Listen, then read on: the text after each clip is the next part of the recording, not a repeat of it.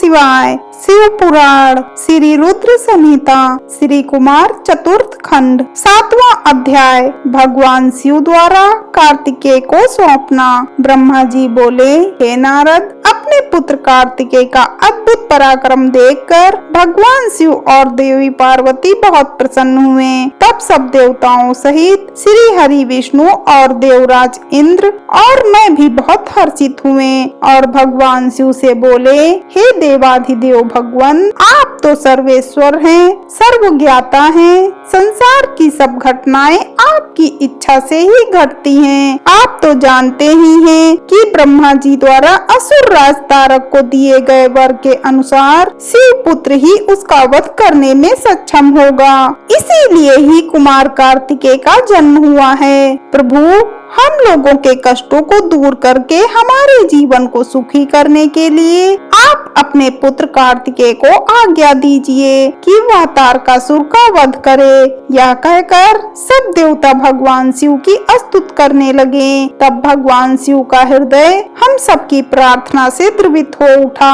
उन्होंने हमारी प्रार्थना को स्वीकार कर लिया और अपने पुत्र कुमार कार्तिकेय को देवताओं को सौंप दिया। तब भगवान शिव ने अपने पुत्र कार्तिकेय को यह आज्ञा दी कि देवताओं की विशाल सेना का नेतृत्व करें और देवताओं के दुखों और संकटों को दूर करने के लिए तारकासुर का वध करें। अपने पिता भगवान शिव की यह आज्ञा पाकर स्वामी कार्तिकेय बहुत प्रसन्न हुए। तब उन्होंने हाथ जोड़कर अपनी माता पार्वती और पिता महादेव जी को प्रणाम किया और कहा कि हे माता, हे पिता, आप मुझे विजयी होने का आशीर्वाद प्रदान करें। यह सुनकर भगवान शिव मुस्कुराए और बोले, कुमार, निश्चय ही तुम अपने इस प्रथम युद्ध में अपने घोर शत्रु तारकासुर का वध करके विजयी होगे। हमारा आशीर्वाद सदैव तुम्हारे साथ है। इधर देवी पार्वती के हृदय में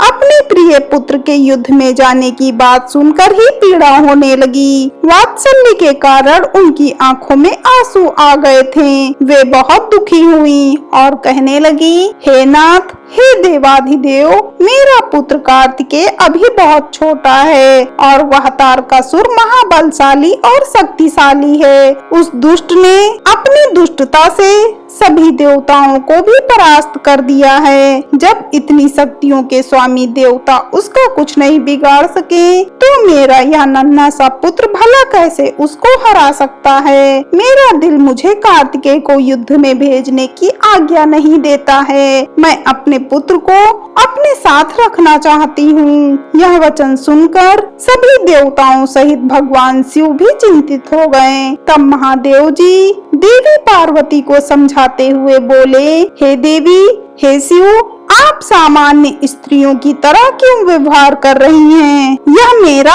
और आपका पुत्र होने के कारण महाशक्तिशाली और वीर योद्धा है। देवताओं ने इसे अपनी अभीष्ट शक्तियां प्रदान की हैं। कार्तिकेय की जीत निश्चित है। कार्तिकेय का उत्पन्न होना तारकासुर के वध का प्रतीक है।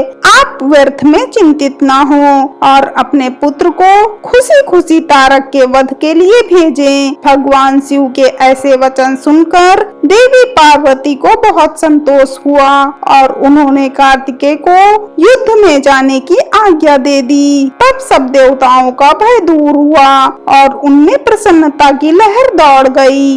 हर हर महादेव।